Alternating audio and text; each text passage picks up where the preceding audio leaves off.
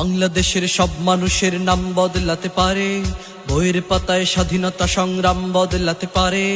বঙ্গোপসাগরের পানি সব যেতে পারে শুকিয়েও, গোটা রাজধানী কেড়ে নিতে পারে বুড়ি গঙ্গার ঢেউ।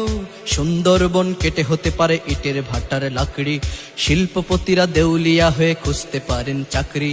চোর গুন্ডারা পেয়ে যেতে পারে মন্ত্রীর মর্যাদা, আইনের ফাঁকে কালো টাকা সব হয়ে যেতে পারে সাদা। অনেকেই বলে এই দেশ নাকি হুজুগ জাতির দেশ, দফায় দফায় বদলায় এর রং ঢং পরিবেশ। তাই বলে ইসলাম এদেশে হুজুগে হবে না শেষ, হুজুগে হবে না শেষ। ইসলাম এদেশের পরতে পরতে জনপদে ঘরে ঘরে, ইসলাম এদেশের 90% মানুষের অন্তরে। ইসলাম নিয়ে কেউ ছিনিমিনি খেলে এমন সাধ্য নেই, আর কিছু থাক না থাক তবুও ইসলাম থাকবেই। সবকিছু বদলে যাক তবুও ইসলাম থাকবেই, আর কিছু থাক না